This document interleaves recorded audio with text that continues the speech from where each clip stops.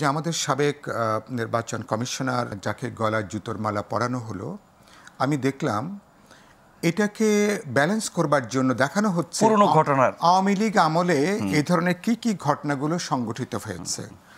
তার মানে যে এটা তখন এটা হতে পারলে এখন এগুলো জায়েজ, এটাকে জাস্টিফাই করা, এটাকে জাস্টিফাই করার খুবই নিম্ন পর্যায়ের যে রাজনৈতিক যে এক ধরনের যুক্তি আর্গুমেন্টটা যেভাবে প্লেস করা, তখন যেটা অপরাধ ছিল, অন্যায় ছিল, এখনও সেটা অপরাধ।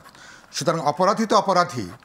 আপনি আওয়ামী লীগ আমলে একটা দুষ্কর্ম হয়েছিল বলে তার যুক্তিতে এখন আপনি দুষ্কর্ম করবেন, তাহলে আমরা 2000 ছাত্র তরুণ শ্রমিকের জীবন দান, আমাদের এই যে 25-30 হাজার মানুষে আহত হওয়া, মানে ধরুন আমাদের পার্টির কয়েকজন শহীদ হয়েছেন, 100-র উপরে গুরুতর আহত।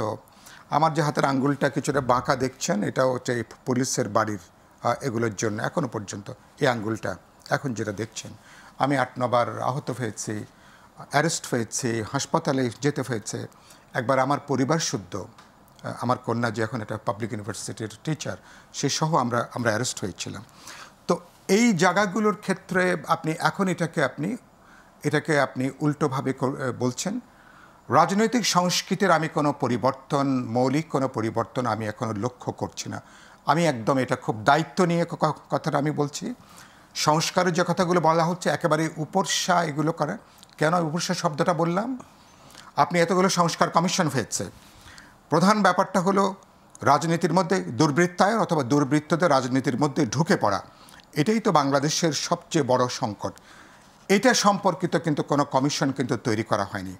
অর্থনীতি দুর্বৃত্তায়নের ক্ষেত্রে, কৃষি, শিল্প, স্বাস্থ্য, কোনো ক্ষেত্রে অর্থাৎ গুরুত্বপূর্ণ পাবলিক জনসেবামূলক যে খাতগুলো, উৎপাদনশীল যে খাতগুলো, যেগুলো কোটি কোটি মানুষের জীবনের সাথে যুক্ত, এগুলো নিয়ে কোনো আলাপ আলোচনা, কোনো সংস্কার নেই। আপনি উপস্যা করছেন। এখন গোটা খেয়াল করবেন, একটা লুটেরা দুর্বৃত্ত শ্রেণীর কাছ থেকে ক্ষমতাটা হাত বদলেছে একই শ্রেণীর মধ্যে, তুলনামূলক যারা একটু উদারনৈতিক, যারা একটু গণতন্ত্রের কথা বলেন, অল্প মানবিকতা, অল্প একটু সমাজসেবা, অল্প একটু সার্ভিস যারা ডেলিভার করতে চান, এই ধরনের অল্পতে যারা তুষ্ট, তার মানে একই শ্রেণীর মধ্যে বিপ্লবের নাম করে একটা দুর্বৃত্তদের কাছ থেকে তুলনামূলক একটা লিবারেল কিছু জনপরিসরের কিছু লোকের মধ্যে ক্ষমতার হাত বদল হয়েছে, যারা সমাজের যে মৌল যে কাঠামো, গোটা অর্থনীতি যেখানে নষ্ট হয়েছে, পুরো রাজনীতি যেখানে পচে গেছে, এই পচা গলা রাজনীতির মধ্যে, এবং তার উৎসটা হচ্ছে রাজনীতিক। আপনি খেয়াল করুন, গত 10 মাসে কোনো দুর্বৃত্ত কোনো বড় হাউজের বিরুদ্ধে দৃশ্যমান কার্যকর কোনো ব্যবস্থা নেওয়া হয়নি। বরঞ্চ গত 10 মাসে আপনি যদি 100টা যদি আপনি দুর্বৃত্তের নাম বলেন, তাহলে তাদের সঙ্গে কিন্তু নতুনভাবে কিন্তু বন্দোবস্ত করা হয়েছে।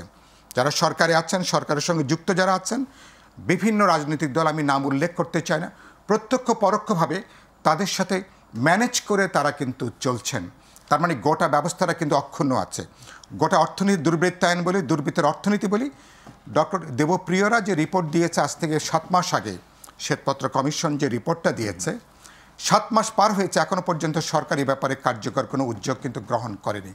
এর ব্যাখ্যাটা কি? তার মানে আপনি আগামী 7 বছর সময় পেলেও যে আপনি কিছু করতে পারবেন, এত নিশ্চয়তা নাই না। এটা কেন?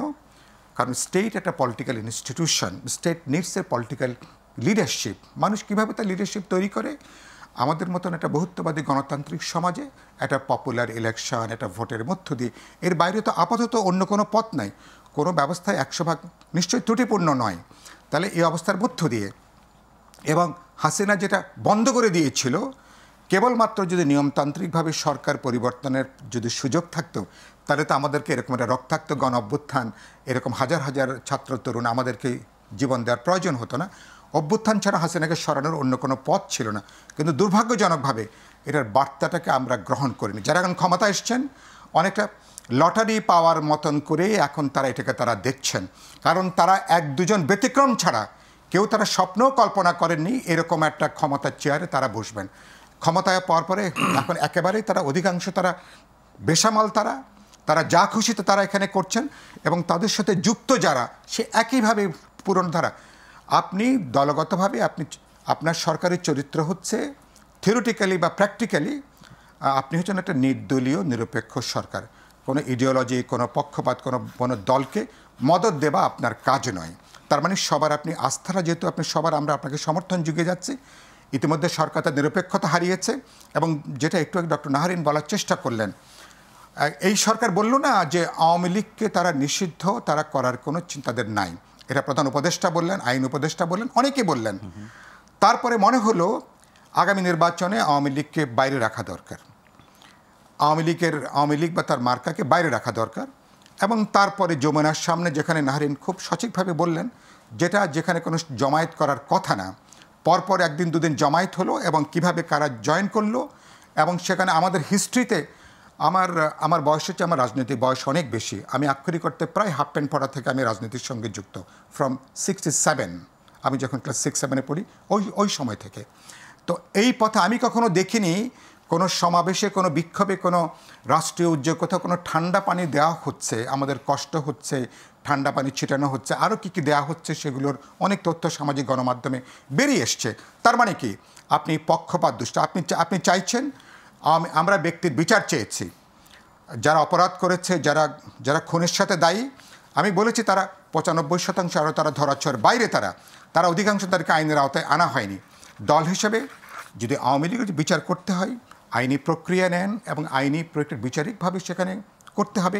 কিন্তু মনে হলো যে আপনার বিশেষ কোনো এজেন্ডা আছে, আগামী নির্বাচনে কাকে সরকার গঠন করবেন, কে প্রধান বিরোধী দল হবে, আওয়ামী লীগকে নিষিদ্ধ করার সাথে এই বিষয়গুলো যুক্ত কিনা, এগুলো নাগরিক সমাজের মধ্যে সচেতন মহলে বড় প্রশ্ন আকারে ইতিমধ্যে উত্থাপিত হয়েছে।